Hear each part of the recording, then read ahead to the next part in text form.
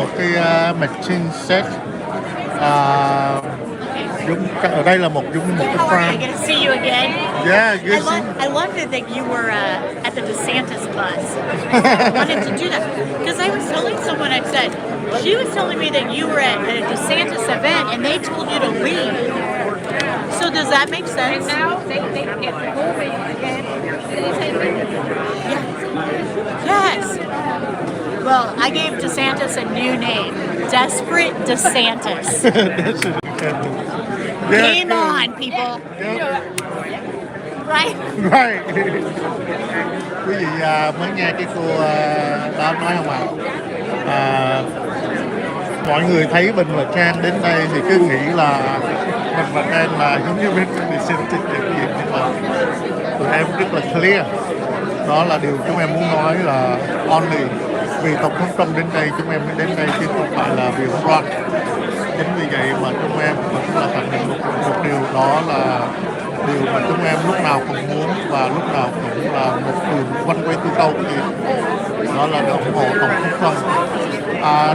Trong vòng 5 đến 10 phút nữa thôi quý vị, chúng ta sẽ thấy sự xuất hiện của Tổng thống Trump ở đây và xung quanh đây. Đấy quý vị, đây là cũng một trong cái căn phòng nhỏ thôi, quý vị thấy đó, không có lớn lao, không có đông nhưng mà đây là buổi sáng hôm nay thì mọi người đến đây để nghe Tổng thống nói chuyện trong những tiếng đồng hồ, và sau đó chiều hôm nay sẽ có một cái buổi nói chuyện dài hơn, lớn hơn, cách đây khoảng 15 phút. Và ngày hôm qua thì Bình và Trang cũng đã đến ngay chỗ cái là khu đó gì ở WHO là khu 1040 radio station tại Iowa, và Tổng thống đã có buổi nói chuyện ở đó trong vòng 45 phút, và chúng em đã đứng outside để mà quay cờ và đón Tổng thống, và lúc Tổng thống ra về thôi, chứ cái Tổng thống không có đứng nói chuyện outside. Nhưng mà hôm nay thì một dịp nữa thì Bình và Trang lại đến một cái câu lạc bộ, quý vị là thấy các bạn ở Westside đó, Welcome Westside Conservative Club, một cái machine set, đúng như đây là một cái nông trại đó quý vị, nông trại bán đồ nông sản đó, bán đồ nông sản đó thì mọi người đã đến đây để mà sẽ có một buổi Tổng thống nói chuyện, cho nên chúng em cũng được một cái vinh dự là vào bên trong này và sẽ live trực tiếp cho quý vị khán giả cùng nghe và tham khảo để Tổng thống nói những gì, và chúng ta sẽ nghe những cái message Tổng thống đưa ra như thế nào. Trong thời gian vừa qua, ông Ron đã đến tại Iowa này và nói những gì, làm những gì đó thì quý vị cũng biết. Và ngày hôm qua quý vị lại một lần nữa Mike Pence lại cũng là đã tuyên bố là sẽ ra tranh cử cho năm 2024 luôn, cũng cách cái địa điểm của Tổng thống trong vòng khoảng 10-15 phút thôi. Quý vị thấy rồi đó. Không biết cái Iowa này là một cái tiểu bang nó như thế nào, nhưng mà hầu như là tất cả các ứng cử viên của Tổng thống đều đến đây và sự xuất hiện ở đây để mà một cái phát sóng đầu tiên để mà thông báo là sẽ ra tranh cử cho năm 2024 như vậy, để chạy đua vào cò Bà Đông quý vị. Mà đó là trong vòng từ đây cho tới ngày bầu cử của nội bộ là chỉ thêm 5 tháng nữa thôi. Thì chúng ta sẽ quay nó như thế nào thì một lần nữa chúng ta hãy lắng nghe, và chút xíu nữa sẽ lắng nghe Tổng thống nói chuyện những gì nhé.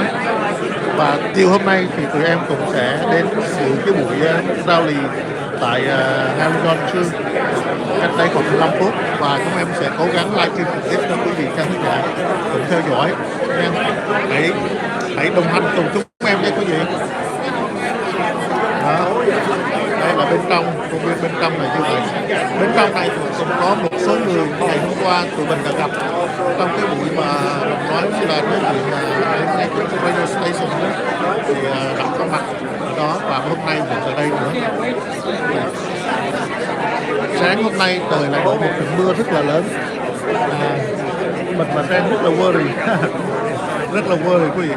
Thật ra mưa lớn lắm, mình cứ sợ giống như cách đây 3 tuần trước á, mình cũng đã đến đây rồi, và vì mưa gió bão bùng như vậy mà tổng thống phải cancel cái buổi rally của đợt đó, và hôm nay mình lại trở lại đây thêm một lần nữa để mà rally cho tổng thống. Và những cái ngày hôm nay buổi này thì rally nó nhỏ thôi quý vị, thành ra cái nhóm của Binhvo lại mình không thấy đông, không có ai đến hết, ngoài chỉ có Binhvo-Ngoctrang đến đây thôi. Thì hy vọng thì mọi việc sẽ tốt đẹp và tổng thống sẽ đưa ra những cái message như thế nào cho quý khán giả cùng theo dõi. Và chúng ta mình cũng khuyên với quý khán giả một điều là ok, trước đây giống như cách đây 2020, kể cả sau 2020 quý vị, nếu mà mình có một cái ý nghĩ đó là chỉ có tổng thống Trump để trở lại và hành trình và đưa đất nước này trở lại mạnh mẽ hơn, thì chúng ta hãy giữ tròn cái niềm tin đó, chứ đừng có thay đổi một cái suy nghĩ nào khác để chúng ta phải lung lay, và chúng ta sẽ có những cái mâu thuẫn và có cái sự mà nhiều lúc mình không có được vui vẻ cho lắm, thì thành ra mình lại cảm thấy nó bị sai lệch đi về vấn đề là mình sẽ ủng hộ và bầu cử ai.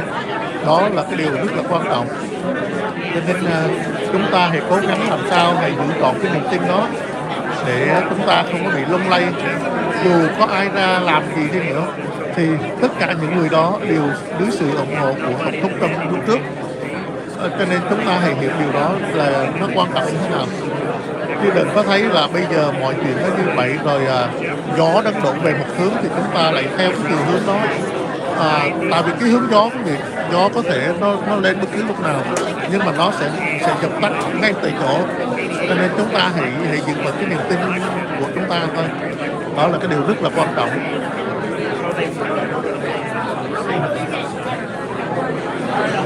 Ok quý vị, mình chuẩn bị lắng nghe tổng thống nói chuyện còn một chút xíu nữa thôi.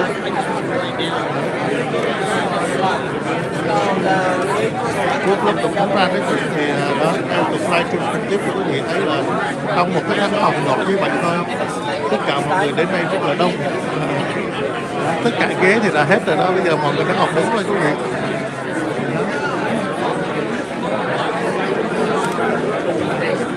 Hy vọng là tổng thống này đến sớm.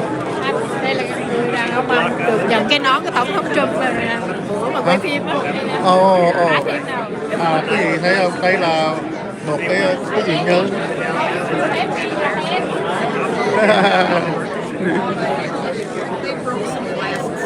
That's a daddy now. When he go out and he call for you. Yeah, he's going to come over and talk to me later. Yeah, that's why we remember it last time when you go to rally for president. Oh, really? And you yeah, and then you have to cancel, and they come to your house and then they give you the hat and yeah, so excited. Yeah, so am I. Yeah. Yeah. I don't ever. I see your video.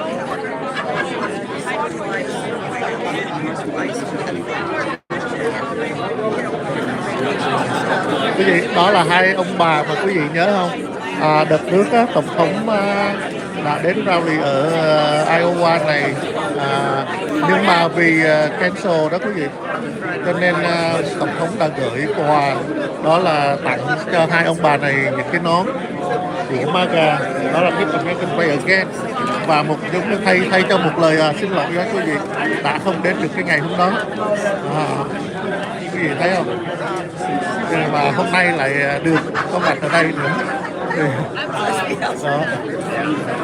Nón cái nón của bây giờ đội thì là 2024 luôn.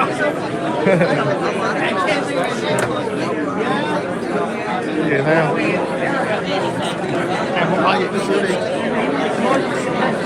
Mỗi lần vui là không có nói đâu ấy luôn. Sai đi quá, không muốn nói gì luôn cái gì.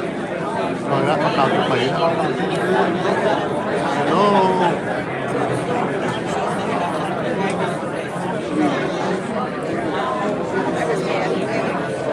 Nói một số tin tức cho anh. Ok. Qua đây thì tranh thủ sẽ đưa đến vài cái tin tức cho quý khán giả cùng theo dõi nha.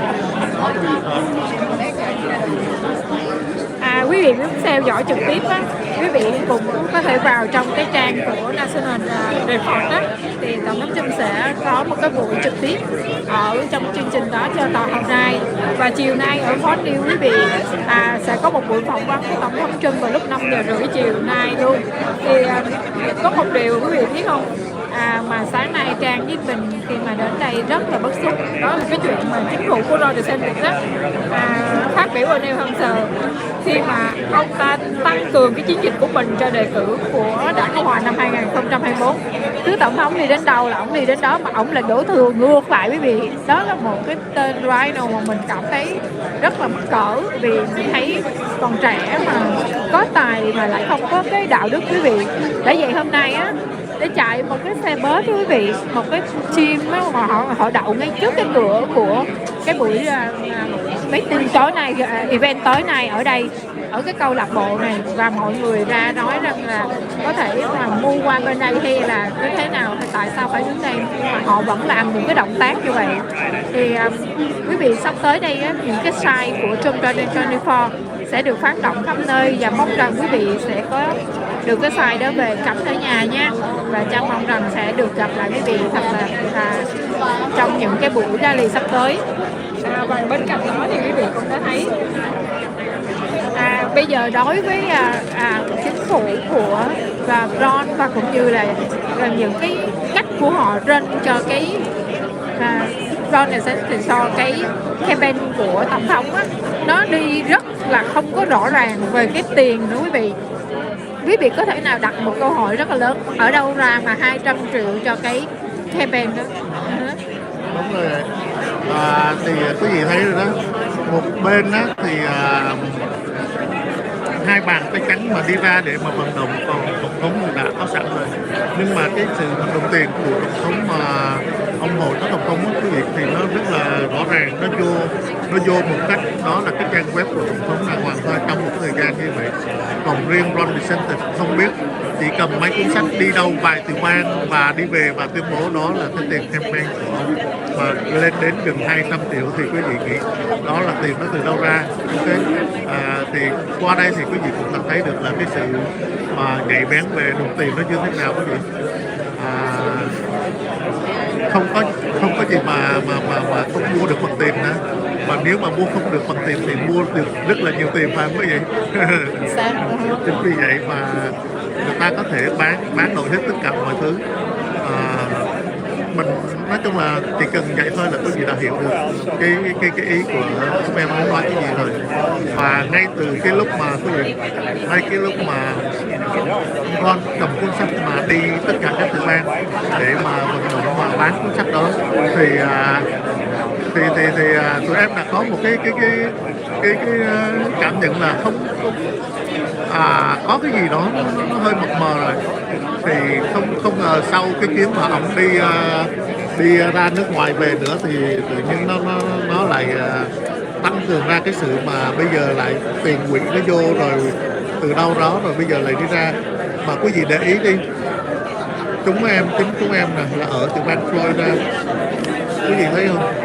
Mà tại tiểu bang Florida mình chưa bao giờ thấy một cái site nào không để lên là Ron DeSantis run cho 2024 hết trơn quý vị. Mà mình đi đến Iowa này thì ngược lại mình thấy hầu như tất cả các góc đường đó quý vị đều để cái site của Ron DeSantis 2024 hết. Thì quý vị nghĩ quay chính vì vậy mà chúng ta đã hiểu được một điều là tại sao một cái nơi tiểu bang Florida, một cái nơi đã từng ủng hộ cho ông làm tổng thống bang như vậy, mà hiện tại ông lại không dám tuyên bố tại cái tiểu bang của mình đang ở, mà đi ra cái tiểu bang khác để mà tuyên bố ra tranh cử cho năm vận động cho cuộc đua vào Tòa Bạch Ốc năm 2024 như vậy.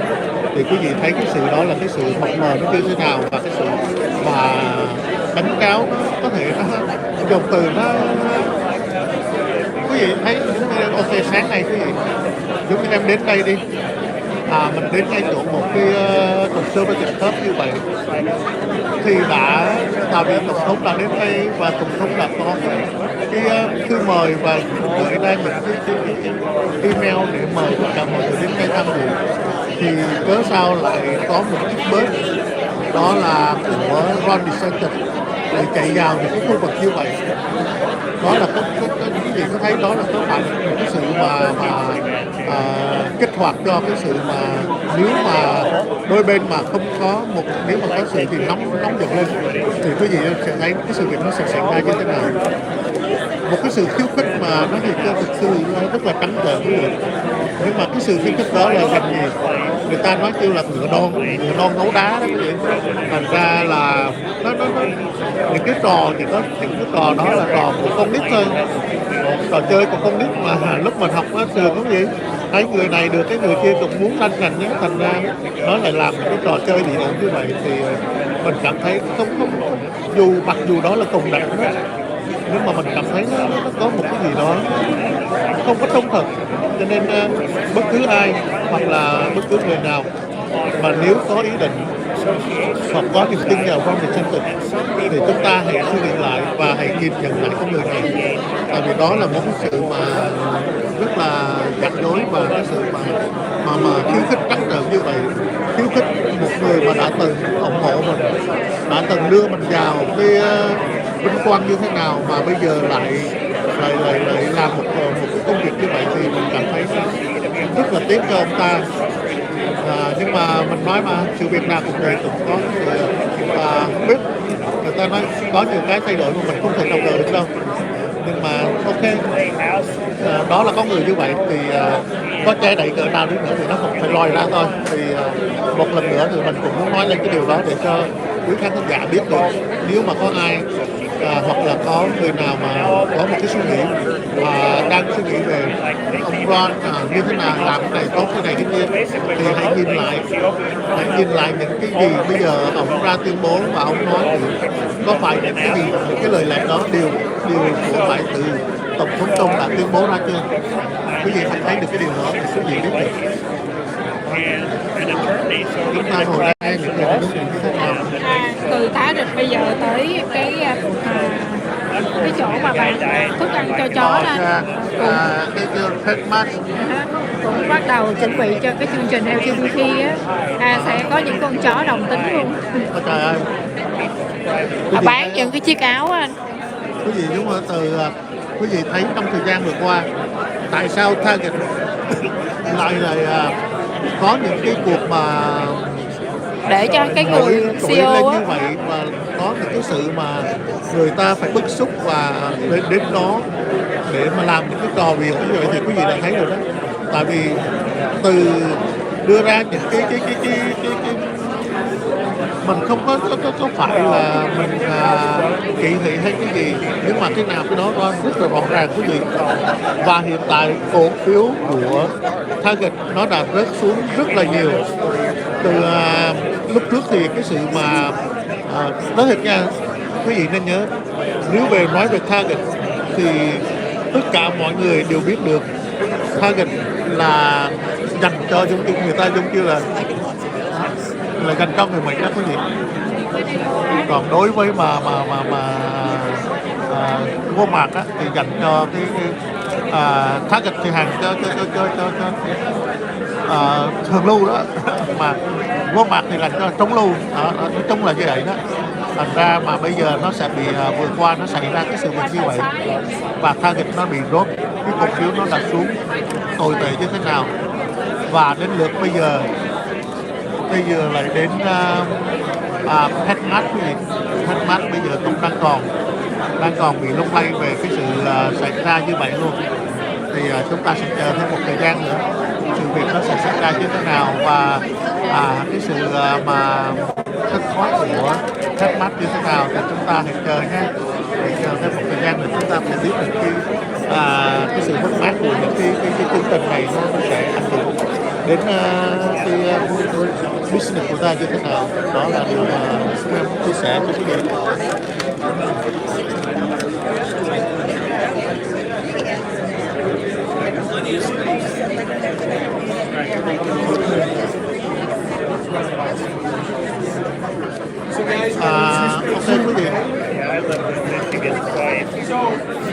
Quý vị biết không, lần đầu tiên đó quý vị, 10.000 bức ảnh từ laptop của ông Biden, con của Biden sẽ được công bố tại Biden Laptop Media trong chiều nay nha quý vị. Lưu ý của tổ chức này không nên cho trẻ em dưới 18 tuổi xem. Ok, đúng là quý vị. Trước đây á, thì mới rò rỉ ra những cái bức ảnh của những cái tấm hình quý vị của Hunter Biden ấy, là con của tổng thống Biden ấy.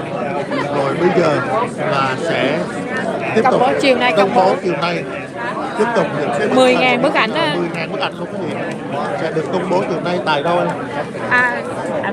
Tại đâu hả?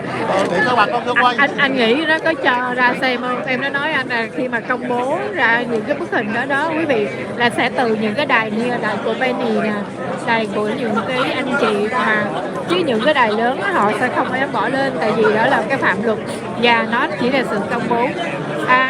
Theo Trang nghĩ thì Tucker Carlson là một người đang ủng hộ cho chương trình này để chuẩn bị tại vì họ vẫn ràng buộc cho tổng thống vào cái tội của January trong cái ở Capitol. Vì vậy những bức ảnh sẽ từ từ công bố ra. Sau buổi rally ngày hôm nay của tổng thống Trump, quý vị sẽ còn nhận rất là nhiều tin tức, và họ càng chụp mũ tổng thống Trump thì điểm của tổng thống Trump lên rất là cao. Giống như việc ngày hôm qua Kayleigh McCarthy, khi mà cô Kayleigh là cô nhà báo của tổng thống Trump vẫn là người đang ủng hộ cho Fox News, và cô ta lại một lần nữa phản bội tổng thống Trump khi mà khao lên cái số number rất là sai, tức là 25%, trong khi tổng thống Trump đang dẫn tới 34%. Quý vị biết đó là khi mà cô Kayleigh McCarthy làm như vậy thì chúng ta cũng đã nhìn thấy những cái rhino từ từ nó sẽ hiện nguyên hình quý vị, nó hiện nguyên hình.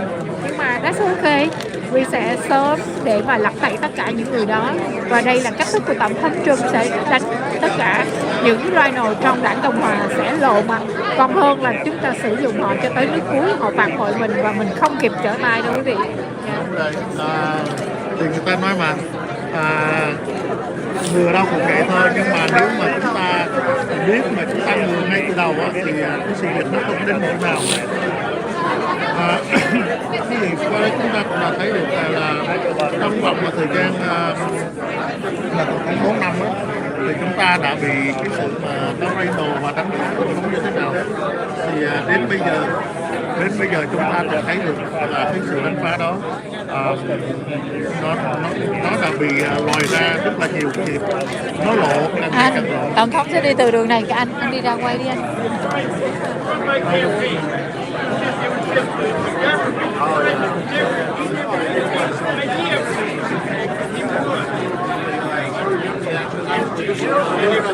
Không biết tổng thống vô hướng nào đây, nhưng mà chúng ta đang chờ đợi.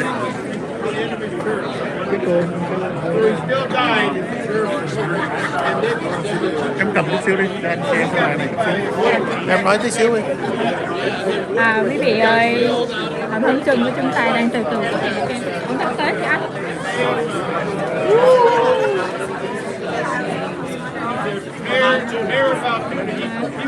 Tổng thống đang chào mọi người ở ngoài đó quý vị, mình sẽ vào trong đây để mà meeting nói chuyện nha. Anh đi ra.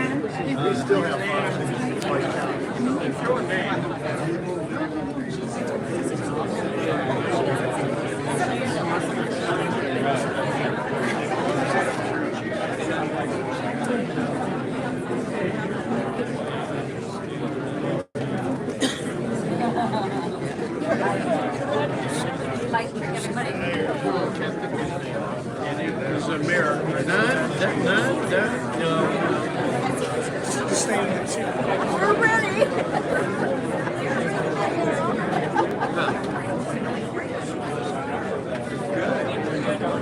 Ok quý vị, tổng thống bắt đầu xuất hiện nha. Chúng ta hãy chờ đón. Yeah, he was trying to get her. He was headed up there to set Johnson PD straight, get him right. Yeah. I worked that night too. Yeah.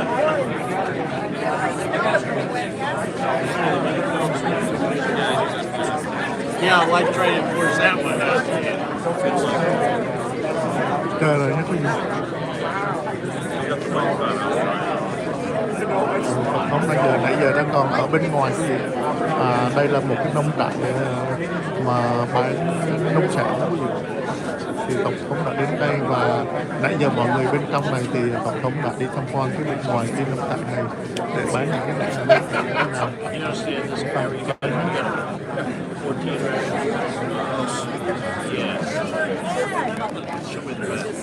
Nothing's happening.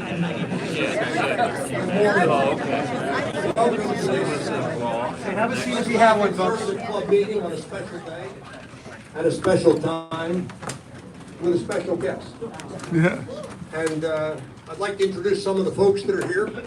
We've got John Strathman, who's our State Central Committee member.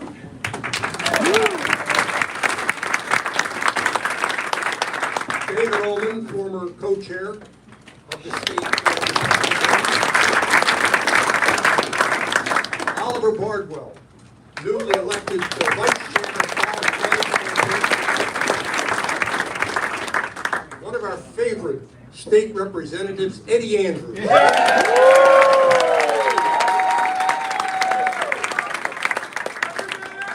State Representative Bobby Kaufman.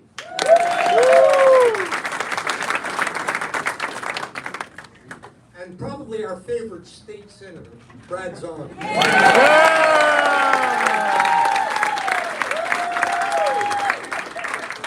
And what you may not know about Brad is that he was the very first elected official in Iowa to endorse President Trump in 2015, before he was president. And he is still with him. And that's one of the reasons we love him. And Brad, you want to come up and just talk a little bit about that for people?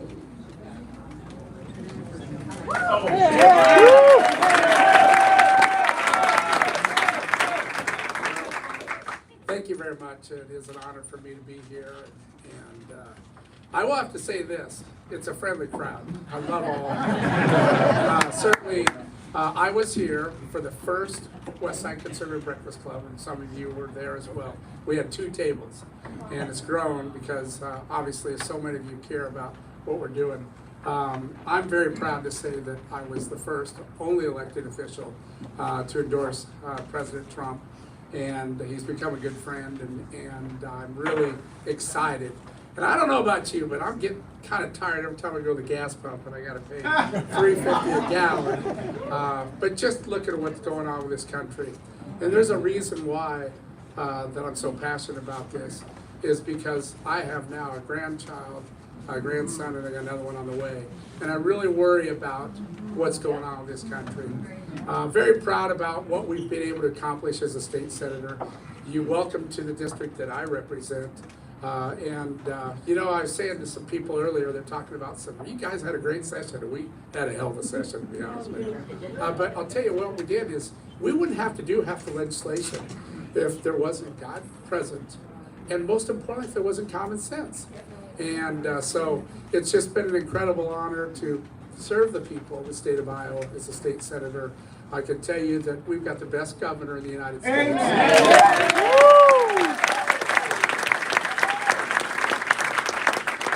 Leadership, and she has no fear. And in fact, she just texted me this morning.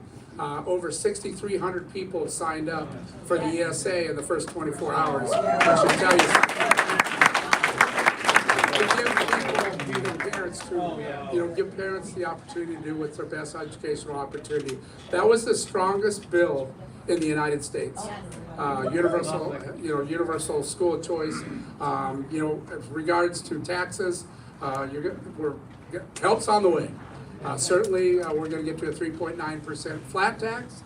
The next thing is going to be that we're going to just have a 0% tax in the state of Iowa. The reason why we're here is because of Donald Trump, President Donald Trump. Yes. President Donald Trump, what I love about him, and there's another side of him that hopefully you all will be able to see.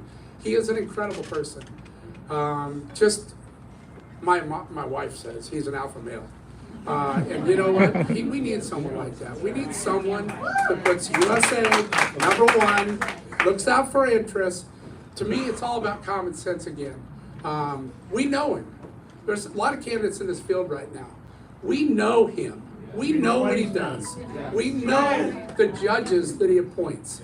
We know how he runs a country. We know what he does from a foreign relations situation, especially with the disasters that's happened with the Biden administration. And we need him more than ever. And I'm asking all of you, and I know a lot of you are here undecided, to think about that.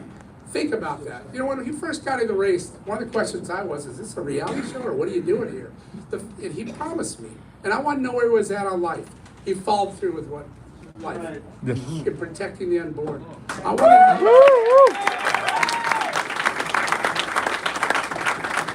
We saw what he did with the economy. I don't know about you, but every time, and I buy all the groceries in my family, my wife probably wouldn't want me to tell everybody that, but every time we go to the grocery store, every time you go to McDonald's, it's $10, $11 for for just an extra value meal. And so we need him back. And I can tell you, we've got another event that's coming up. And I encourage you all to get on the team. He remembers every one of you. He's so thankful for the prayers that you are doing for him and his family. I don't know how he does it, to be honest with you. I don't know that there's anyone that could do what President Trump has done and taken the attacks constantly. And but I just want to really tell you this. We have a caucus training event up in Grimes next. And we need as many people to get involved. We need precinct chairs, we need captains, we need county chairs. He just made a huge announcement not too long ago in regards to the people that are behind him. This is about doing the right thing. This is about saving our country. And this is about saving for the next generations that are coming. And so I just can't tell you how much that I'm very thankful that all of you are here. Please get involved in the campaign. Now, I'm not going to introduce him, but I want to say this. I love that guy over there.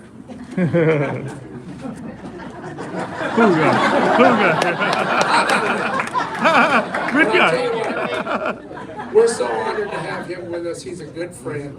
He does the right thing. Just someone that's really involved with the campaign and knows President Trump really well. I'm just excited that our former Attorney General's here as well. And with that, God bless you all. Thank you for allowing me to speak to you. Thank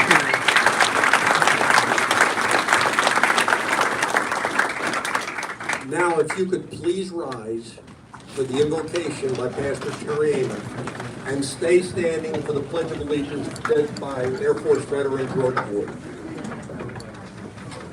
Heavenly Father, we thank you for this day. We thank you, God, for the gift of life. You've given each one of us a new day today. Lord, help us to make the most of it, give you glory. We thank you for our freedoms that we have, Lord, that they are bathed in blood and sacrifice. And help us, Lord, to never take those for granted. We lift up our special guest today, President Trump. And Father, I believe he's been the most persecuted politician since Abraham Lincoln. And we look to your word for guidance on that, and it says, suffering produces endurance, and an endurance produces character, and character produces hope. And hope does not disappoint us because God's love has been poured into our hearts and minds through the Holy Spirit given to us. And so we thank you for that. We ask for your blessing upon President Trump and his family. We ask for Psalm 91 protection. We ask your blessing and anointing on our time today, and we give thanks in Jesus' name. Amen. Amen. I pledge allegiance to the flag of the United States of America and to the republic for which it stands, one nation, under God, indivisible, with liberty and justice for all. Okay, you can sit down. Last week I called Sam Clovis, and you know Sam because he's my friend of the Westside Conservative Club. And I said, Sam, I have some humbling news for you. You are about to become my second most favorite speaker of all time at the Westside Conservative Club. And he stopped and he said, well, who could supplant me? I said, your boss. And for the first time in his life, Sam was speechless. Our guest today has demonstrated for us and for the world that he loves America. He loves American citizens, and that's why he is the best president in my lifetime. And to introduce him, I'd like to bring up another friend of the Westside Conservative Club, former Acting Attorney General Matt Whitaker.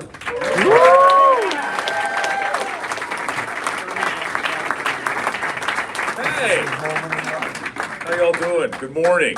Yes, good morning. Thank you for that great prayer, Terry. That was wonderful. I mean, it always reminds us that, you know, God's in charge and he's on the move. And, you know, he is working on our behalf. And all we have to do, we remember Romans 10:9, that's all we have to do. But we need to do it. And as a country, we need to do it. Because we need to confess and believe. I'm excited about this. You know, I've been in front of this group many times as a candidate, as a non-candidate, as a former attorney general, as Trump's favorite attorney general. Although I was reminded that's a low bar last night. But it's so good to be with this group. And, you know, it's my honor to introduce the president, the 45th president and the 47th president of the United States. But also it was an honor of a lifetime to serve in his cabinet and to, you know, really be one of the Iowans in Washington, D.C., working on behalf of not only the citizens of Iowa, but on all of our fellow citizens.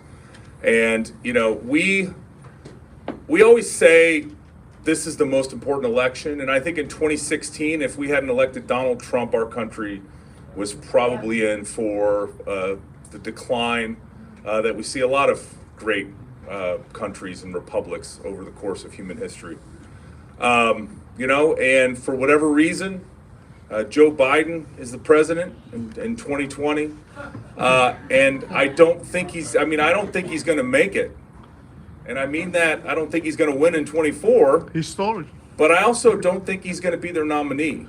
And so, you know, who we nominate is going to be really important. And the Donald Trump I know and the Donald Trump that I have spent time with and around is a Donald Trump that doesn't need any of this.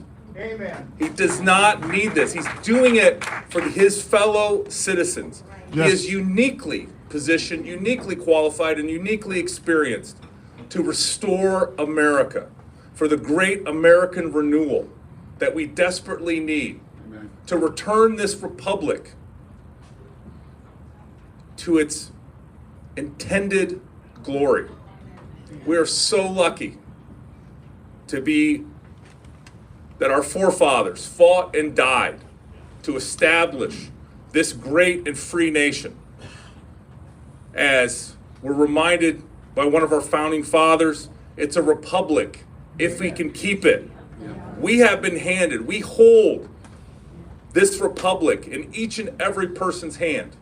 And we should pray that God will give us the strength to do all the work necessary, all the important work to restore this republic to its rightful place as the shining city on the hill, as a beacon. Woo. As a beacon of light in a very, very dark and fallen world. And there's only really one person in my mind that can do that. There's only one person that has done it. You know, I was talking to Gary, and Gary said, simply put, we had a doctor for 4 years that took care of us and made this country great. And now we've changed doctors, and that doctor's making us sick. So wouldn't you just normally go back to your old doctor and get healthy again? Well, I mean, that doctor is Donald Trump. That's right. Donald Trump, who had oil prices low, gas prices low, inflation low, the dollar's strong. The world feared the United States of America, not because we exercised that power, but because we could exercise that power if necessary. And so I appreciate everyone being here. You know, to win Iowa, you have to do the hard work. You have to show up. You have to be there. You have to, I sense something's happening. I don't know what. But stay with me. But to organize in Iowa, to win this caucuses, we all need to do our part. And whether that's to be a caucus captain, whether that's to be a county chair, whether it's to be involved in phone banking, organizing, talking to your neighbors, getting folks to the caucus, let's be participants. Let's not let the caucuses happen to us. Let's be participants and let's win this caucus, not only for Iowa, but let's demonstrate who our leader is, who our doctor is, who's going to restore, renew the United States of America to its greatness. And I'm filibustering, and I know that.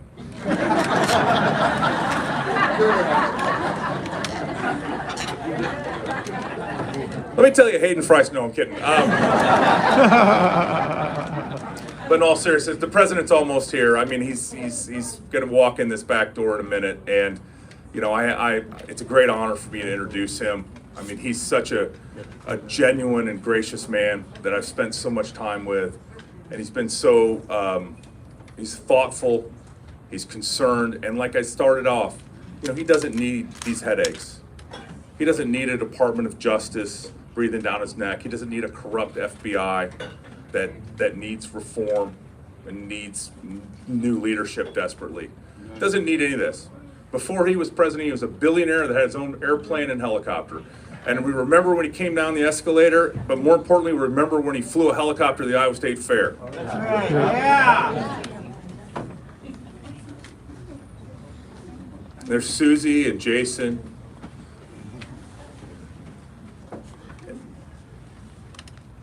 And I'm expecting any minute.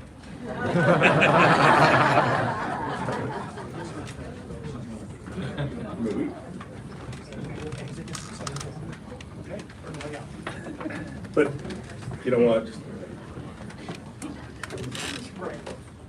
Let me tell you one fun story. I was in the Oval Office one day, and I was sitting at the Resolute desk, and the president looked over at me and he said, "Matt, you're from Iowa, right?" "Yeah, I'm from Iowa." And he said, "I love Iowa. I love the people of Iowa, and I love the farmers. And what we were able to do in the Trump administration, especially for the farmers, but especially for the people of Iowa, was really extraordinary. And I think, you know, we gotta be loyal to the president. I think, you know, when I served as Attorney General, it came with came with loyalty. It came with a desire to do justice, to wear the white hat always. But you know what? President Trump has always been there for us as Iowans. He's always been there for our state, he's been there for our farmers, he's been there for our small business owners, and most importantly, he's been there for our families. And I just want to say one more thing, because I can sense that he's going to be coming in any second.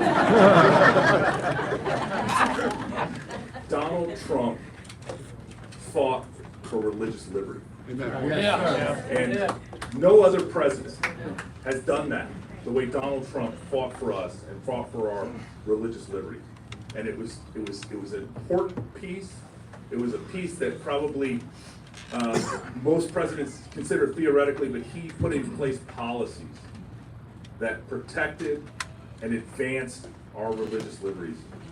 One of the cornerstones of our constitutional rights that are inherited from God, not from government. Amen.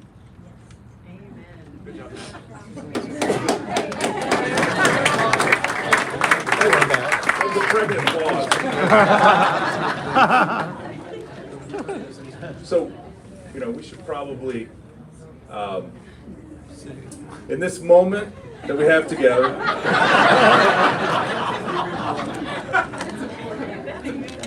we should probably all stand up and welcome the 45th and 47th President of the United States.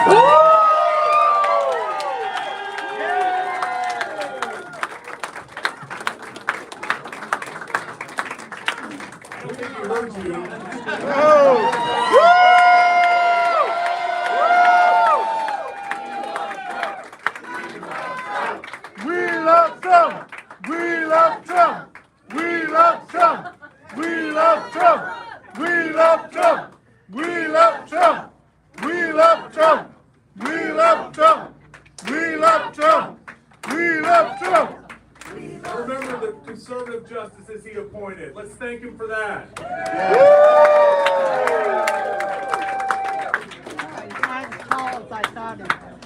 Oh, do you see him? Let's remember restoring the rule of law. I saw his hair. Let's remember making America great again. Yes! Remember that it will make America great again. USA! USA! USA! USA! USA! USA!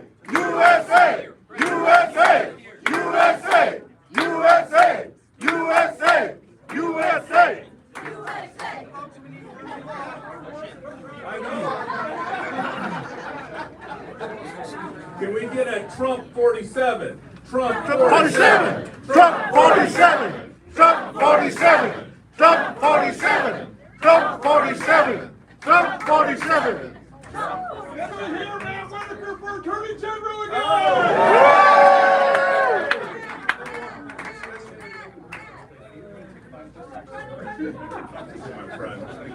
All right, one more USA. Ladies and gentlemen, next president! USA! USA! USA! USA! 7th President of the United States, Donald J. Trump.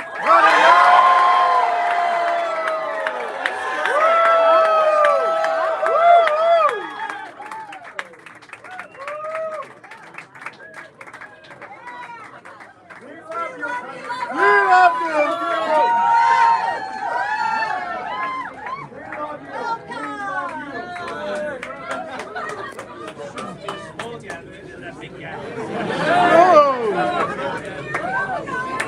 Iowa loves Trump.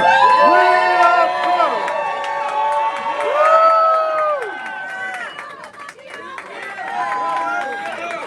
is Trump country.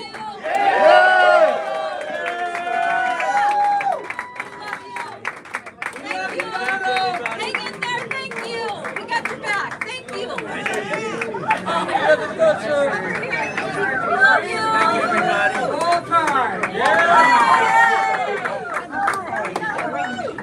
Oh, look this way. Yeah, look this way. Thank you.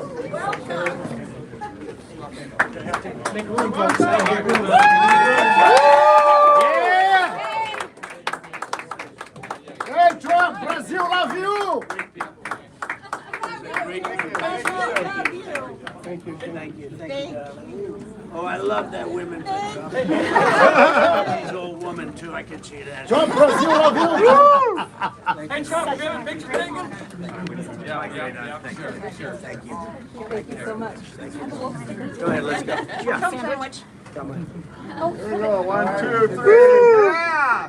Thank you so much. Hey, President, Oh, that's it. did you see the tractor on the way in? I did. Nice one, huh?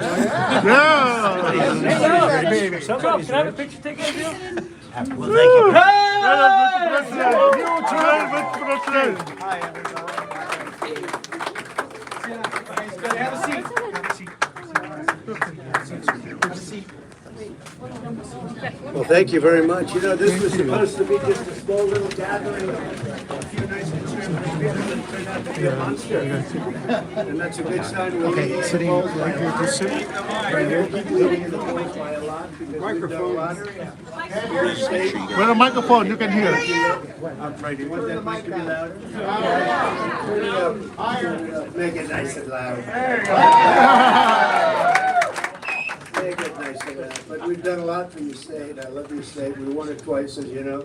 We won it by a lot, and now we have a very big lead, both in the primary and the general election. Looks like we're winning by somebody said 19 points. Now, why wouldn't we? That's 19 against Biden. I hate to tell you, it's 40 against somebody else that I got elected. But we're leading by a lot in the state, and I think maybe for good reason. Before we begin, I'd like to thank, where's Matt Whitaker? Is he here? Matt, I appreciate everything you've done. He's a great gentleman, man. I tell you, he's a fantastic person. He was a good football player too. Right? The Iowa Senate President Pro Tem, Brad's on. Brad, where's Brad? Thank you. Right from the beginning. Come here, Brad. This guy's central casting or what? Look at this guy. If they sold cigarettes, you'd use him as the Marlboro man. He's been here right from the beginning, right? Right from the beginning. 2015, actually. Before 16, he was here. Thanks, Brad. I appreciate everything. Popular guy and a great guy, great leader. The leaders of the Westside Conservative Club. Ernie, where's Ernie? Ernie, thank you, Ernie. Fantastic. We had a lot of fun over the years, Ernie. And Kim Schmidt, Kim, she's right there. Thank you, Kim. Thank you, Kim. I appreciate it. The restaurant owner, I know, I'll tell you, you're doing a lot of business because they have cars parked all over the place outside. Mike Whalen.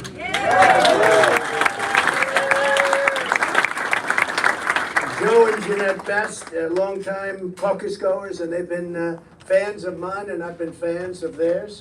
Hi, nice to talk to you the other day, too. It was very nice. Thank you both very much for being here. Thank you. Thank you. I like that hat, too. It's great. So I just wanted to thank just a small group, but we have a lot of representatives here. We've had tremendous support. We have a vast majority of the support, and really great leaders, and they've done a fantastic job in the state. But we've done something very special. You know, we got China to give you $28 billion for the farmers, right? $28 billion. Yeah. But I got a little carried away about 3-4 weeks ago, but it turned out to be, I think, right.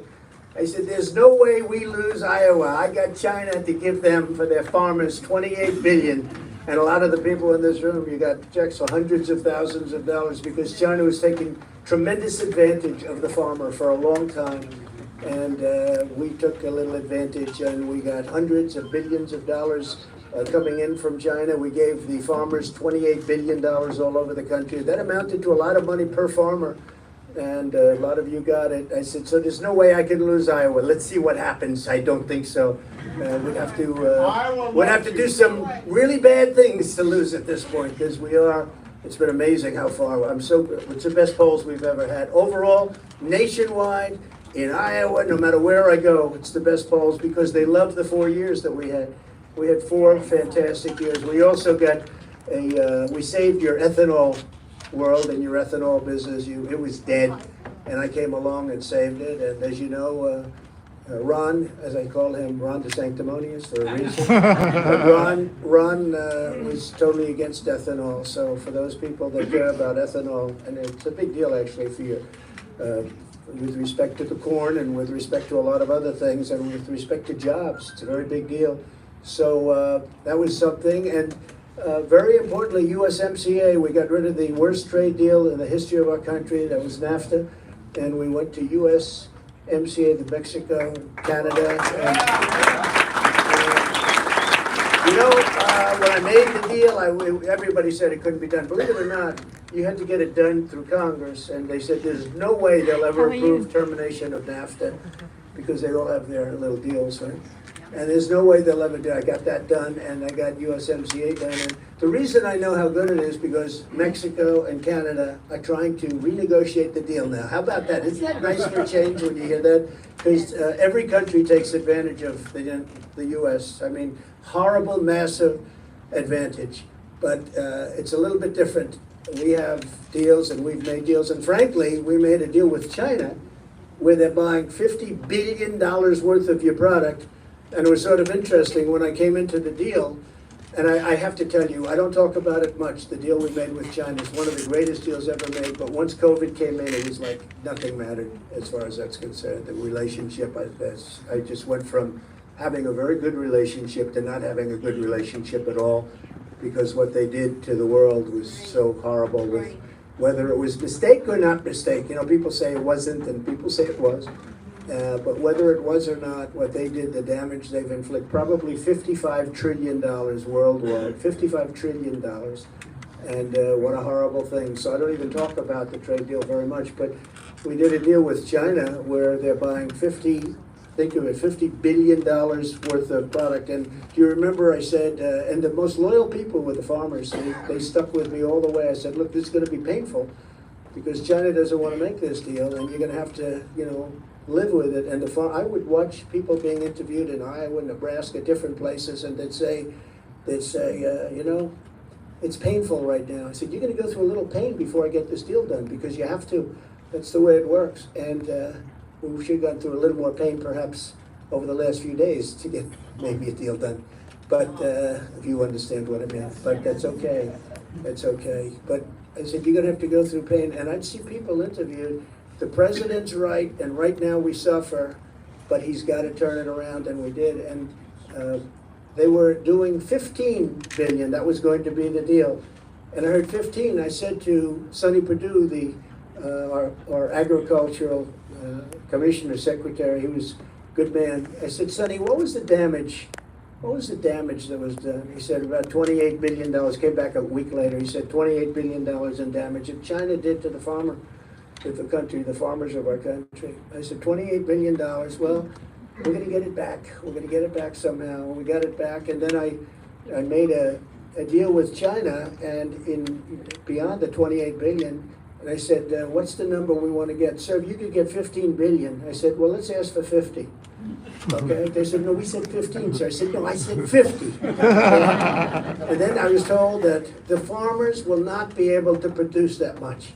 I said, they're not going to be able to produce that much. Number one, they're going to buy more land and they're going to buy bigger tractors. Remember that line? More land and bigger tractors, right? And it happened. You got to buy more land. Guys were going out there buying land and they were buying bigger tractors. And even that wasn't enough. And you've done well, and you're still doing a little, you're doing okay. The remnants, it's the remnants, because they're killing you in Washington. They're hurting you very badly, and they're not enforcing the deal that I made. I did every day, every week, I would say, is China living up to the deal? Yes, sir. Because, they're supposed to buy 50 billion. I say, is China living up to the deal? And they'd go, they are, sir. And I would be very tough when they weren't, when they got a little bit slow in buying, because they have Brazil and they have other places they can go. And I kept them living up to it, but nobody in this administration is asking that question. I guarantee you, nobody's saying, how's China doing? Are they living up to their deal? I don't think so. But we've done a great job for Iowa, and Iowa's done a great job for me, and we've had tremendous love here, and the guys I mentioned and other people in the room who have been friends of mine for a long time, and we've really sort of grown up together in politics. And we had a tremendous 4 years, and we had a much more successful second election than our first election. In 2020, we got 12 million more votes. We got the most votes in the history of our country for a sitting president.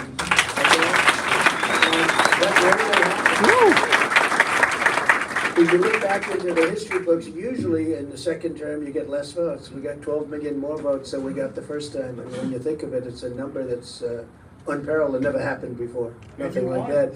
But, as an example, Barack Hussein Obama got substantially less votes in his second term, and he won. We got more votes than anybody's ever gotten. And we didn't win. Explain that. I can explain it, okay? The fake news doesn't want to listen to it, but that's all right. But we're going to do it, and we're going to do even better this time. I mean, our numbers are better now than they were even at number 2. And by the way, when we're finished, we'll take a couple of questions, and we'll do that. Because I see these politicians, they all don't want to take questions, They walk in, they read a speech. See, here's my speech that I'm supposed to be reading right now. But I'm saying basically the same thing. It's called you have a good memory. You memorize things. But I don't have to memorize it because we did it. There's nothing to memorize. We did US Wow. We did $28 billion into your pocket. We did things that nobody else has done. But it is funny, I'm looking at this, and I've covered most of it. One of the things that I will say is we had the strongest border in history. Yes. In history. And now you look at what's happening, and look at what's happening to our country, and we all have a heart, and we feel badly for people, but you look at what's going on, and I project, and I may be a little bit wrong on this, but I project, could be even low, but I say it's 15 million people by the end of the year will have come into this country. We have no idea where they're from. They are from mental institutions, they are from prisons, they're all over the place, and we have no idea who they are. They're just pouring into our country. We had a medical stoppage, as you know. We were able to stop them. They let that expire, which is shocking because anybody can come in. I have friends, they call me, they want an application for citizenship. I said, why don't you just go to the southern border? You have a lot of people that take it very seriously still. And they go and they study and they take tests and they, to get in, it takes them years and years. And you have millions of people pouring into our country. But they're prisoners and they're people from mental institutions. They say, please don't use the word insane asylums, but they're from insane asylums. And we're going to be paying a big price. We're going to have to get them out. We're going to do it very fast. We're going to have no choice because these are very dangerous people that are coming into our country, and we have to do something about it. But there's never been a border like this. In history, we had the strongest border, the safest border, the best border. We built hundreds of miles of wall. They like to say, oh, he didn't really build hundreds of miles because, a lot of it was renovation. You know what the renovation was? There'd be a piece of wood laying on the ground for 40 years. And they'd say, that's not a new wall. We'd put up 35 feet into the air. That's not a new wall. That's not, they'd see if there was anything. If I saw there was a piece of rotted steel. I mean, you couldn't even see that it was steel. And see what happened? Look what happened to my head. See? Somebody said, sir, could you sign this? And they handed me a nice Sharpie. That will be with me for about 2 weeks. I said, here it is, sir. Here's a Sharpie. And I got it. I'm looking. I said, what the hell happened there? It'll take about 2 minutes to get off if I get it off at all. But that's okay. I hope you liked your signature, though. But so it's something that it's never happened to our country before. We were always a proud country, and we're not a proud country anymore. We're not a great country anymore, I have to say. And we'll be a great country again. We're going to be greater than ever. But right now, we're a laughing stock all over the world. Afghanistan was a disaster. The way we pulled, not the pullout. I was pulling out. And we were going to pull out with strength and with dignity. I dealt with the head of the Taliban. I got criticized very badly by the fake news. And he said, why are you doing it? I told him the story about Jesse James, the bank robber. They said, Jesse, why do you rob banks? He said, that's where the money is. He said, he asked me, why do I deal with the head of the Taliban? Because that's the guy that was doing the killing. And in 18 months, he understood. It was a tough conversation. And in 18 months, we didn't have one soldier even shot at. Nobody And then we had the rigged election, and then we had a problem where they took over and they did the most horrible thing. They moved the military out first. They were so afraid of our military. They were so afraid of our jets, and now they own those jets. And now they own 700,000 of the best rifles and guns and weapons, and they own 70,000 vehicles. Think of it. Take the largest used car lot in Iowa, the largest one. Take the largest one, you probably have 150 cars, 70,000 trucks, cars, vehicles, many of them armor-plated, many of them costing over $1 million each, and they have that. The night goggles, they have the newest and the best, better than the ones we have. They're brand new. And so now they have the privilege of fighting at night. What we gave them is just insane. I said, I want to take every screw, every bolt, every nut, every piece of steel that put the hangers. Sir, it's much cheaper just to leave it. I said, I want everything. I want everything out. I want the planes, and I want the tanks, and I want the jeeps. I want everything out. I want everything. And we were in the process of doing it. Then we had this crazy election result, and it was a disgrace. I mean, a disgrace. And look what happened to our country. In 5 years, just think of it, in 3 years, just think of it. In 3 years, the destruction that they've done. And 5 years ago, 4 years ago, even 3 years ago, because it took them a while to destroy it. But we had everything. We had the greatest economy in history. We had the greatest economy in the history of our world. Before COVID came in, there was never anything like it. And then I redid it again, gave them back a stock market that was higher than it was before COVID came in, and just higher. And nobody's ever seen anything like it. But we had the greatest economy in the history of our country, probably the greatest economy in the history of the world. If you remember, China was going to overtake us in 2018. That's from 20 years. I heard 2018. We were doubling up at China. We were beating them so badly, and I put the tariffs on. We took in hundreds of billions of dollars, and that's where I got you the 28 billion. I took it right out of there. And I said, thank you very much, China. We were doing a number, and then all of a sudden it changed. Now we're so weak on China. I heard today how weak we are in China. And China makes payments to the family of Joe Biden and to him. You know, think of it. And we are so weak, and they don't even respond to our phone calls anymore. They responded to me so fast. We had a very strong relationship with China, and they respected our country. They don't respect us anymore. I think nobody respects us anymore. We're a laughing stock. If you look at what's happening, all the people that died, far more than what they're reporting in Ukraine, and the cities are just being obliterated. They're coming in. Now they're taking out Kyiv. If you take a look at the missiles that are being shot over the last 2 days, how do you like to live there where missiles are being shot, right? You have no idea if you get hit. You're sitting in your living room and a missile comes in. You see the little kids going to school, but now they're hitting Kyiv. And it's just, it's so sad to see. That would have never happened. Zero chance. It didn't happen. Never talked about, never even discussed. I discussed it with Putin. I told him, you can't do that. Don't do that, Vladimir. Don't do that. Very, very strong talk I had with him. But, and he always had his eye open for that, but he would have never done it if I was there. That whole thing would never be happening right now. It's been horrible. Would have never, and even the Democrats admit that. They say, no, we agree with that. It would not have happened if I was there. And with President Xi, it would have never happened what they're probably going to be doing in the not too distant future with Taiwan. That will never, I had a talk, I had almost the identical talk with both. And essentially I said, better not do it, better not do it.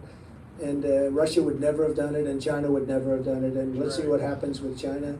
A lot of this was started by Afghanistan because it was so pathetic. I think it was the lowest point in the history of our country, what happened in Afghanistan. Taking the soldiers out first. All you had to do is leave the soldiers, take out the American citizens. Many of them are there right now. You know that. You can imagine what's happening to them. But you take out the American citizens, you take out some of the people, you get everything, and you take the equipment. Don't forget, we lost 13 soldiers. We had many, nobody ever talks about this, many of our soldiers were absolutely decimated. They were so badly injured, so horribly, that nobody ever mentions them. I mention them all the time because we had a lot of them really badly hurt. Missing legs and arms and faces, just absolutely so bad, so horrible to even think about it. That all wouldn't have happened. We wouldn't have had inflation.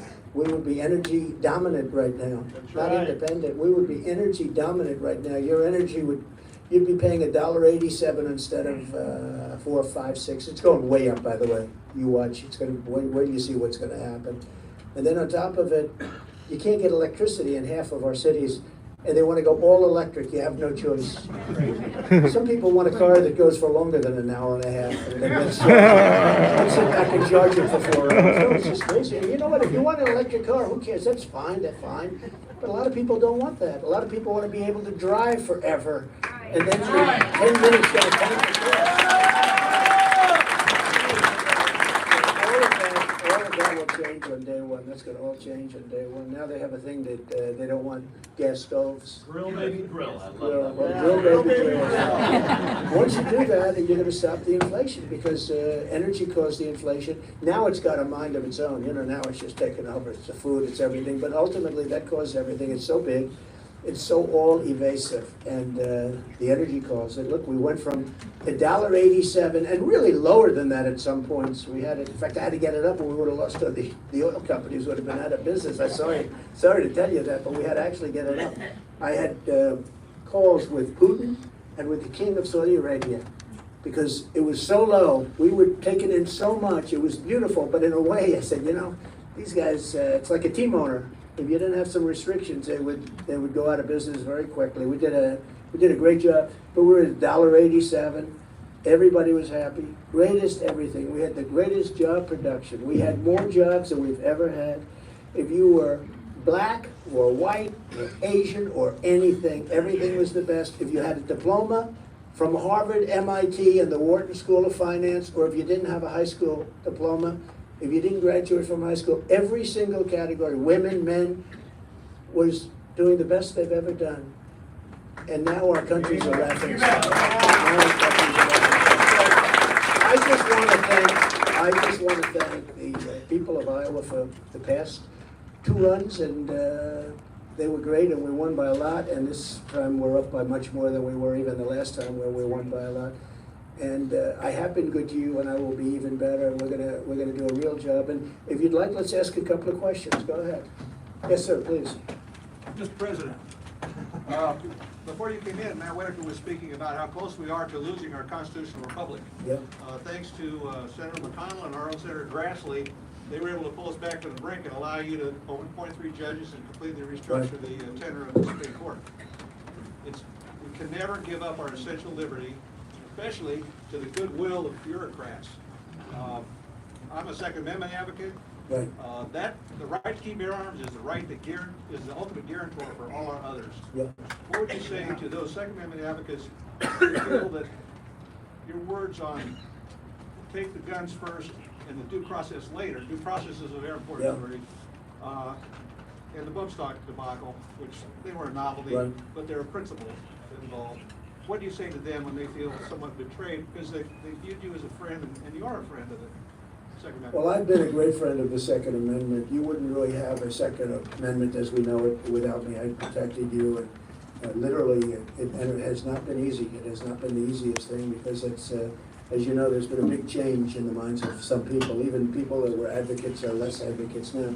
And we are very pro Second Amendment. We have the NRA endorsement. We've had all of the endorsements from the people looking to protect the Second Amendment. No, I'm 100% for the Second Amendment. We have to have it. We have no choice. We have no choice. We have to have it. For a lot of reasons. But I protected it. You know, when you have some of the events that take place, and then you always have you're going absolutely wild. Not the easiest thing to do, and I protected it 100%. With no changes, with no anything, and you have to have a Second Amendment. And this country without it, I don't know what they do. You know, we have places other than like in Iowa, you have places where if you don't have it, it would be a disaster. It would be a travesty for death and safety. I mean, you'd have no safety, you'd have no anything. What would happen? You know, in a certain country, they were having tremendous crime, tremendous, and had very strong gun laws. You can't have guns, you can't have anything. And somebody got elected. He said, everybody go out buy guns. And they went, and their crime has gone down like tremendously.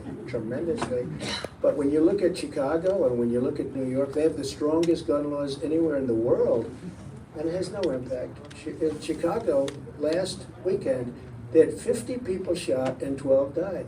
With the strongest gun laws. I think Chicago probably has the strongest gun laws in the country, probably in the world.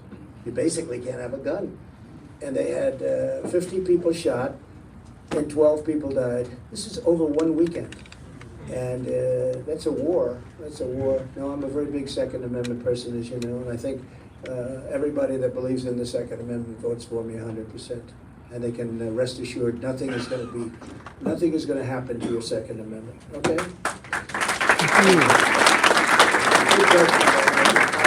Please, yes, sir. Go ahead.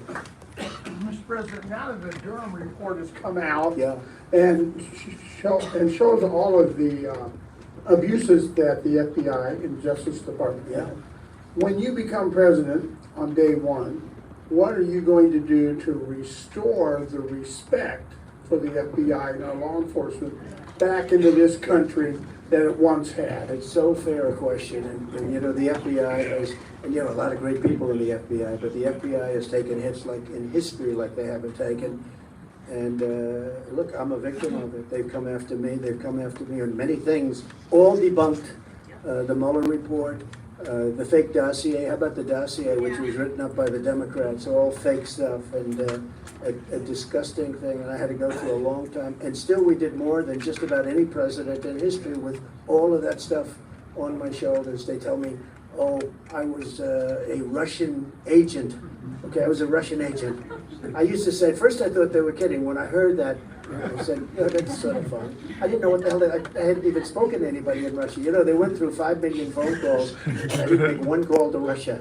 That was a little bit, but they didn't denounce that. They didn't talk about that. No, we have a very, very corrupt system, and it's got to be, and we need from the top, we need great people. We need heads of the FBI. We need heads of the top people at the Department of Justice This is years and years of entrenchment, years and years of radicalism. It's really radicalism, and it's putting our country in great danger. I mean, I'm fighting them all the time, and I think one of the reasons I'm doing so, because I've really fought them successfully, and we were making tremendous problems, but this is numerous presidents, long-term, people are embedded in those positions, and they hate us. They hate our values. They hate what we stand for, and it's a very important question. We were doing big things, but we're going to do very big things. Yep, very important, because they're really taking away your liberty, and they're taking away your elections. Actually, they didn't want to look at the elections.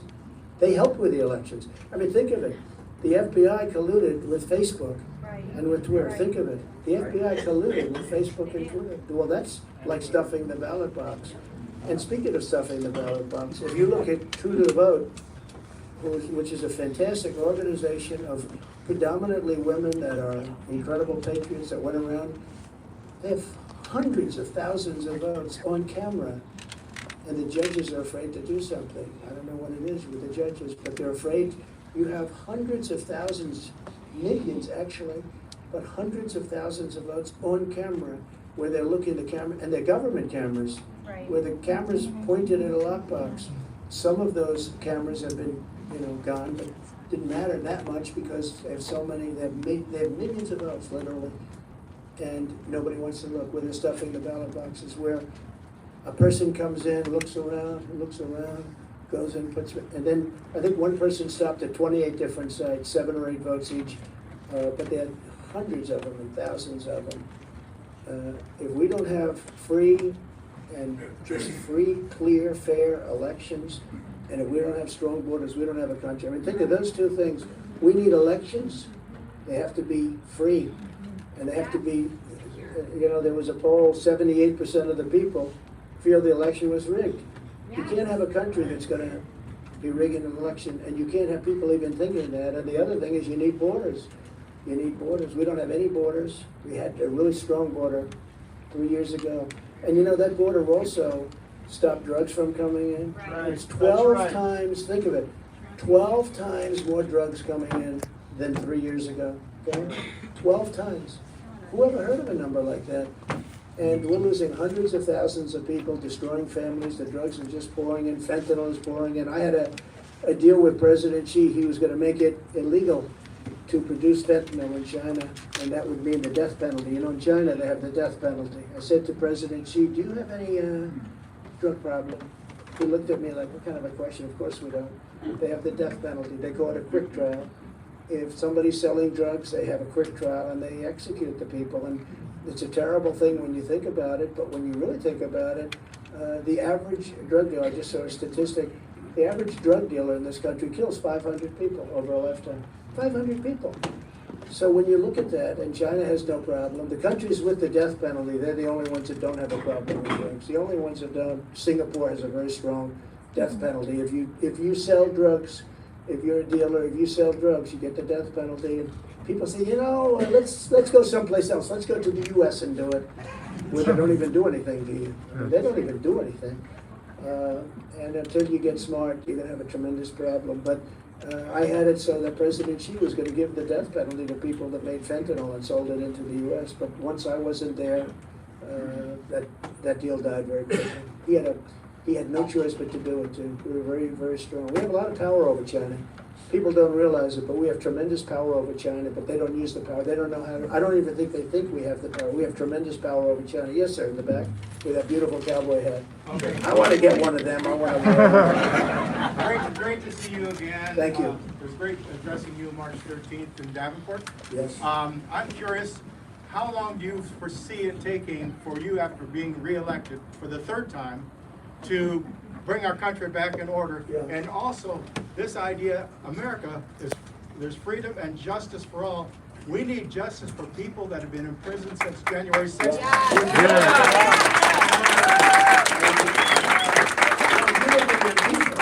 You live in Antifa and BLM and all this, where they killed people in Portland and in Seattle and a lot of other places, Minneapolis. Nothing happens to these people. Exactly. And then you look at what they've done to the January 6th people. They've destroyed them and destroyed their lives.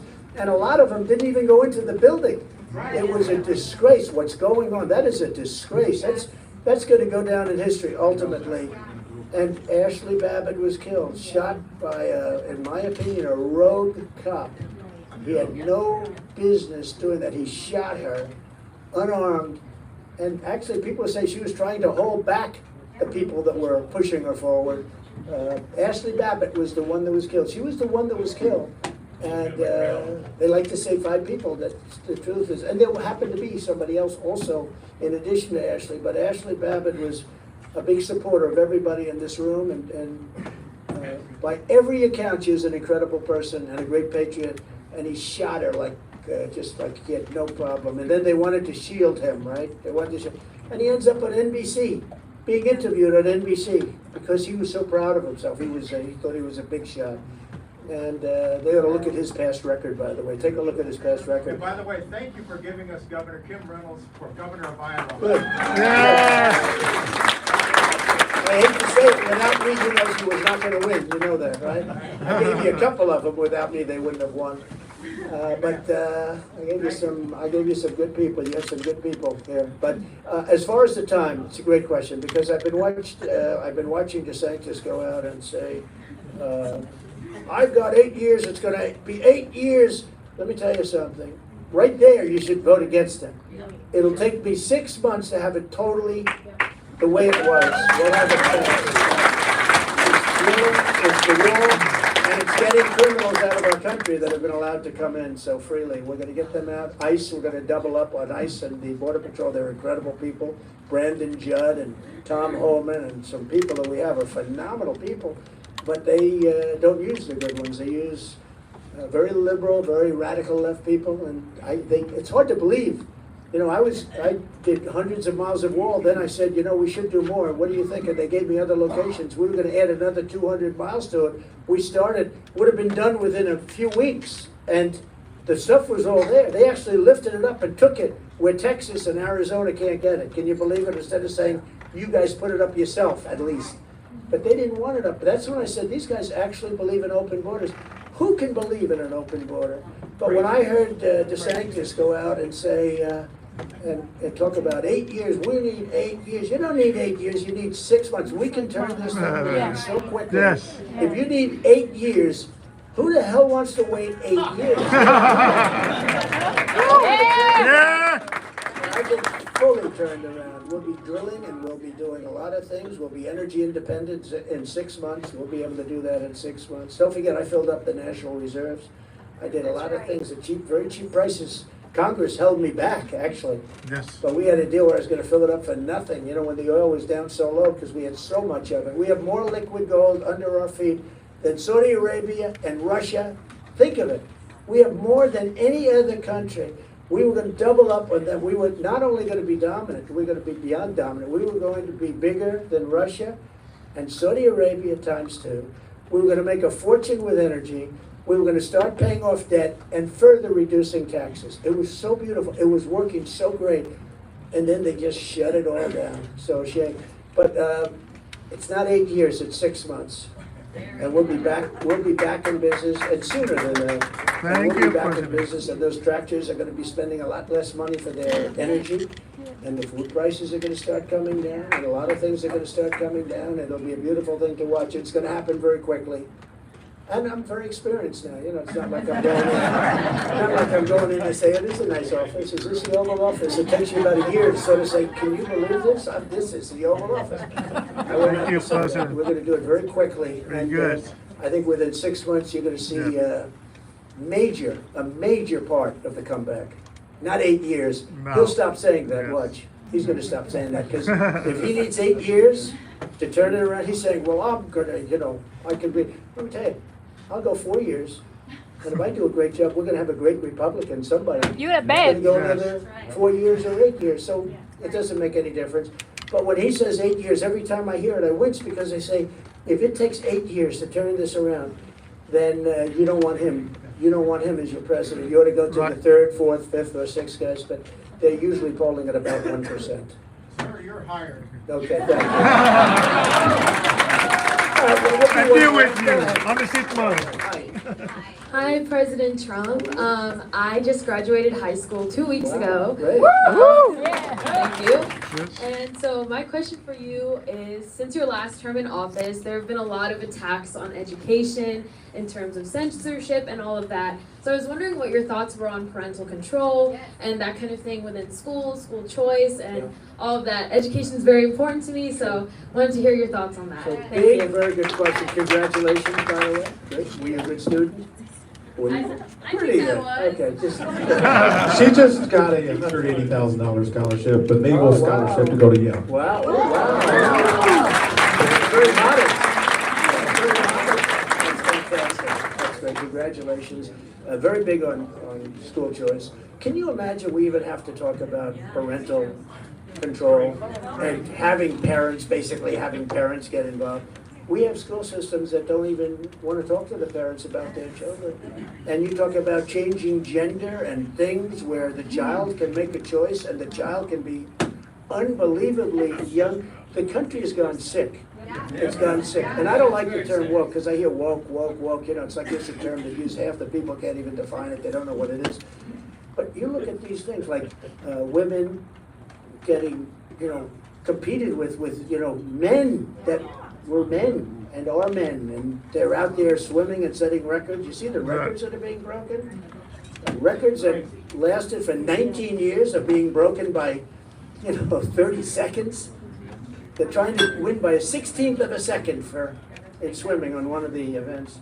A 16th of a second they're trying to win for years. And a guy comes along and breaks the record by, numbers that will never be broken again. Unless you have another guy come along, and then you'll probably have it broken. The whole thing is crazy. I'm not a fan of LeBron James, but I said, if I were the coach of a women's basketball team, I would have the greatest team. I'd say, LeBron, would you like to become a woman? And I'd go to another 4 or 5 big guys, and I'd say, how about we will be undefeated for many, many years. There will never be anything like it. I'll go down as the greatest coach in history. They'll say I was the greatest ever. No, it's so crazy. And that's all woke. That's all, I guess they define that as woke, but that's all woke. We have to bring common sense back into the country. People say, you're conservative. I said, yeah, I'm conservative. But more important is I'm a person with common sense. And so are the people in this room. And our country needs common sense back and leadership. We had great common sense for 4 years, and we produced the greatest economy ever. I rebuilt our military. I mean, the $85 billion was massive, but it was just a small portion of what we rebuilt. It was a massive amount, but a small portion.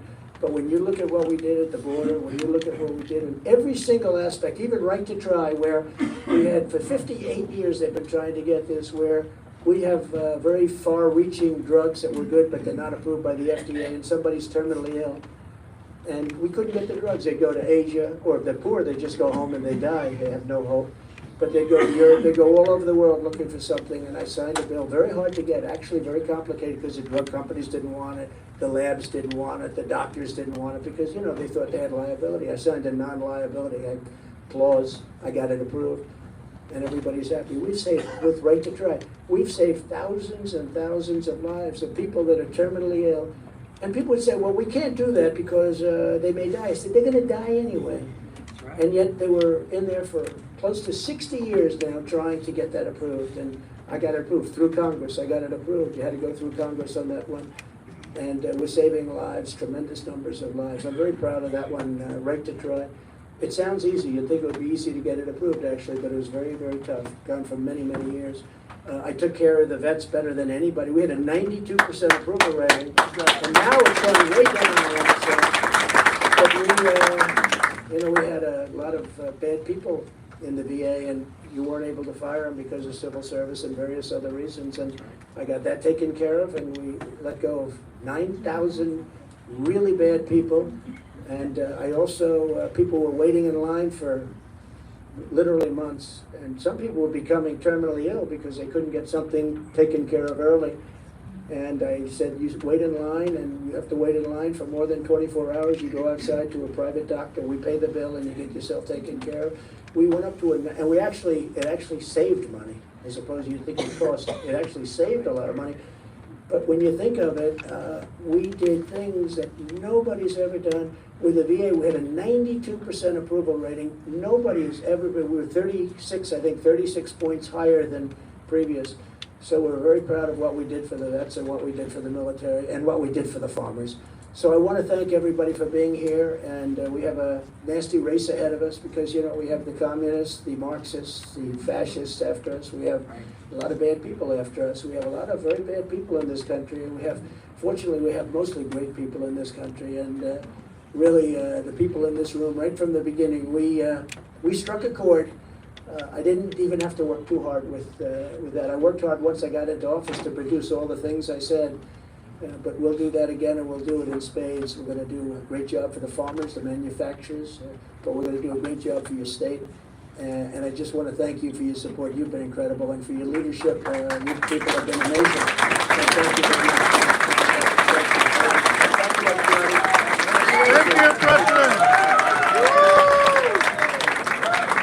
Thank you, Mr. President. And thank you for all you've done.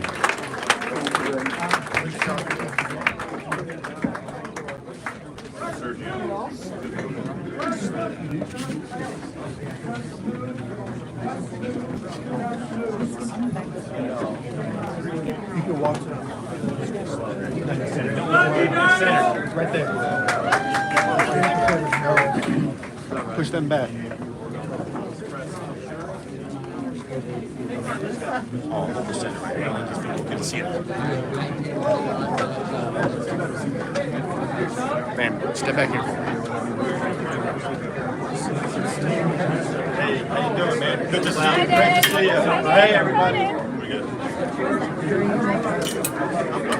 Couldn't get to that. I don't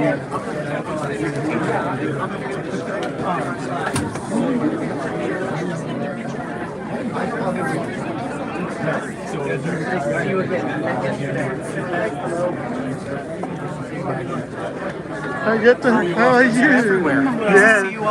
Thank you. He's going to sign? Yeah. Yeah. You stay right here. He'll get Okay, wait. Thank you. Thank you so much. Thank you. You shout it too. Yeah. Every time.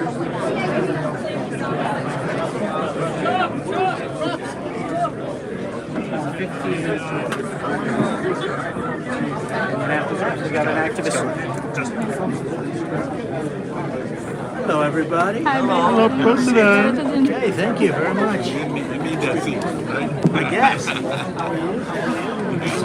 Nice to see you all. I don't know if them first or have me go ahead. Aaron Murphy with Lee Papers. Now, Sure. Cedar Rapids Nice to meet you, Gazette. Mr. President. So, Just I appreciate just a couple of minutes here. Someone mentioned Governor Reynolds, and forgive me, but I assume you'll have a different running mate this time.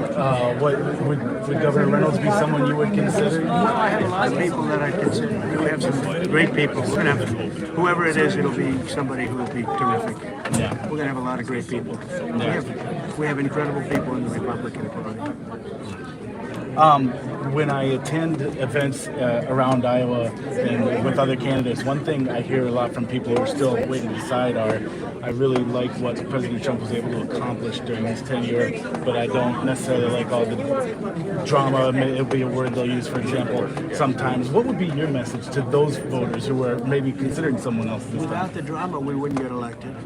And without the drama, I wouldn't make it as successful. I mean, we had a lot of drama with China, but they knew they weren't going to mess around with us. We had a lot of drama with Putin and Russia, but nobody was ever tougher on Russia, and they would have never gone in as an example into Ukraine. So without a lot of that, a lot of what you see, look at what we did with President Xi, look at what we did with Kim Jong-un, with the nuclear. That was a big threat when we first came in, and it wasn't a threat at all later on. So, you know, there was drama, but sometimes you need drama in order to get the job done. May I ask a question? Yes, please. After you get into office, what's the first thing you're going to do? Well, the first thing is going to be close up the border and get a lot of people out. And we're going to start drilling immediately. We're going to be, I would say, drill and close up the border. Very important. Good question, too. You talked about... And then bring our military back. Because, you know, we don't have ammunition. You know, we have no ammunition. We have literally, we're at the lowest stage we've ever been because we're giving our ammunition away to other locations. And we are a country without ammunition. Can you believe it? So we're going to have to do a lot of things rebuilding that. We were stocked to the gills with ammunition and all brand new beautiful equipment. And now we're going to have to start bringing some of that back.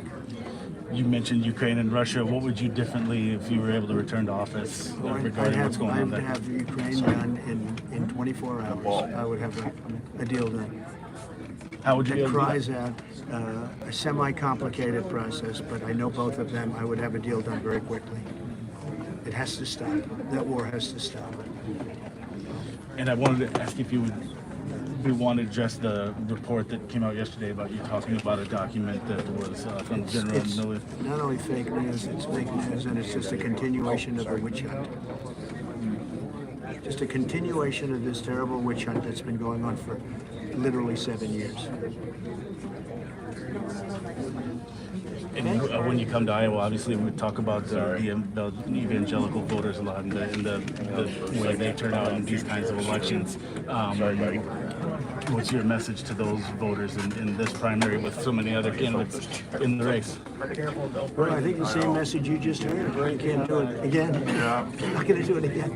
But the message you just heard, I think, is what we have. And the good question that was asked about, what would you first do? Would be drilling and closing up the border and getting criminals out of our country. We're going to get them out fast, too.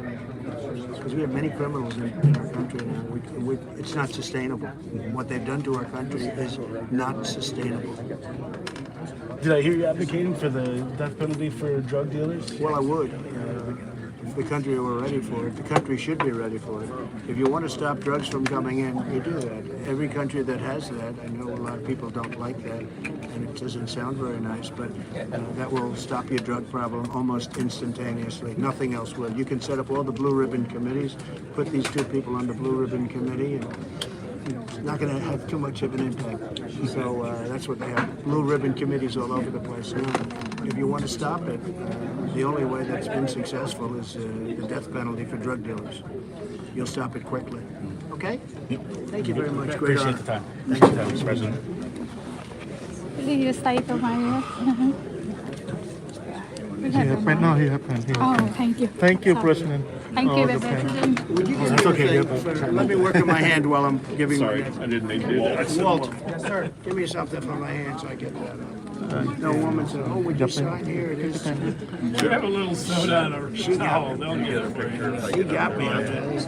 Stay there. Don't worry about it. Look at this. Can't say you marked up the president. That's the worst. You're the best president. That's the worst. Just give me some soap. It's amazing. Yeah, yep. It's not as bad. Come back that way? Yeah. Okay. Pardon me, folks. Yeah. Put that back. What is it? We have about, give me another one. We have 85% of it. Secret Service. Mr. President, Kim and I started this company 45 years ago. I finished law school 2 months later. I opened a restaurant. No company. Good. Wow. We are as an American dream. And I really appreciated how you fought for it because you understand it like we do.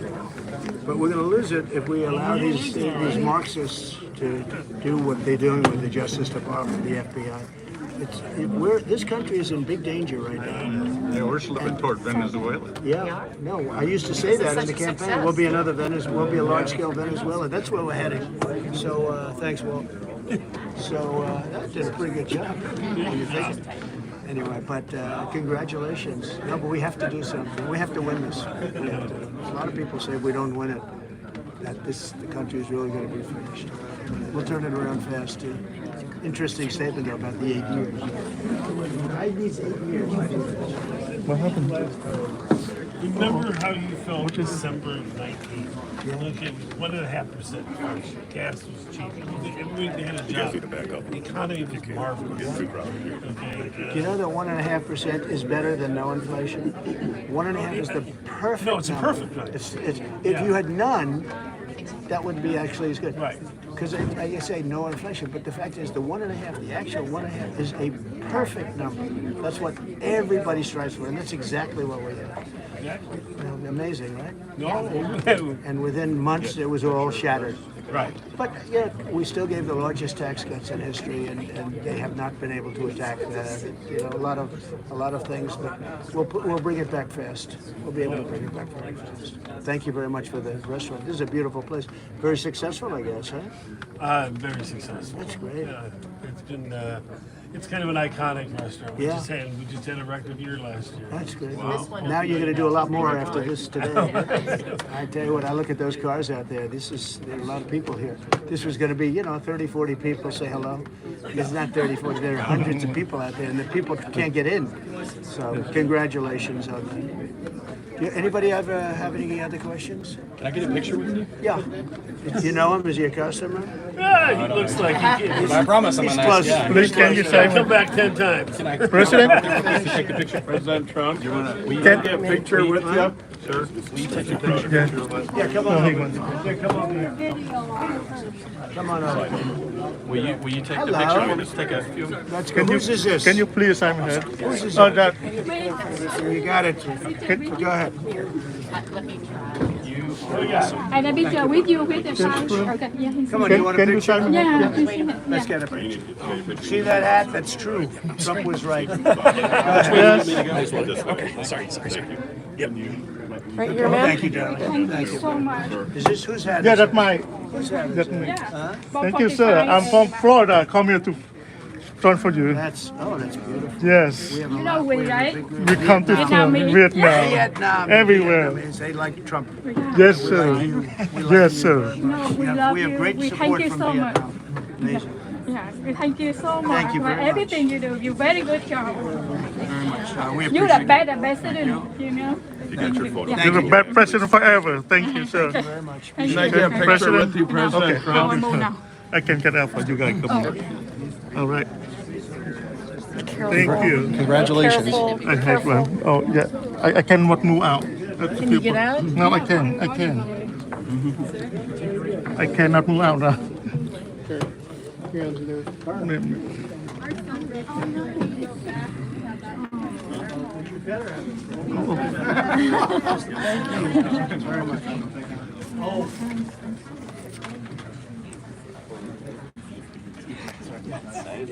That's great.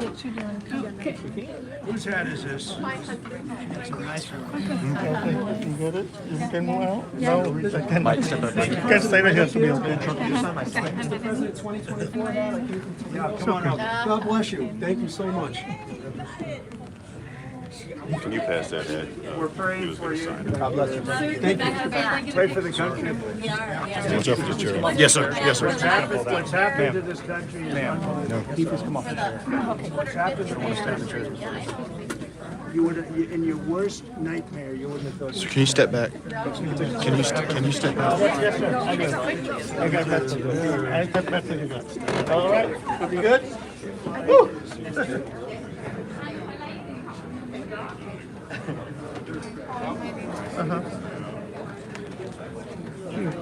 We got it. Trump was right. See that? I love this one. Trump was right. This senator. Always. We love Trump. We love Trump. Mr. President, I have a gift for you. Thank you, Mr. Whitman. That is special for you from God Almighty and myself together. Amen. I like it. Yeah. I'll use this. Thank you, It's all President. about. Oh my God. Okay. All right. We out here. Mất cái nắp rồi. Em cầm một chút Mất cái xíu. nắp rồi. Thôi tắt đi. Ok. Thank you quý vị nha. Say bye mọi người nha. Hồi sáng mình quay một chút xíu thì quá tuyệt vời rồi. Ok. Những cái hình ảnh như này quý vị thấy rồi đó. Ok. Quá tuyệt vời bạn quý vị. Chụp em chưa giờ? Tạm biệt quý vị. Anh có chụp hình em không? Bye bye.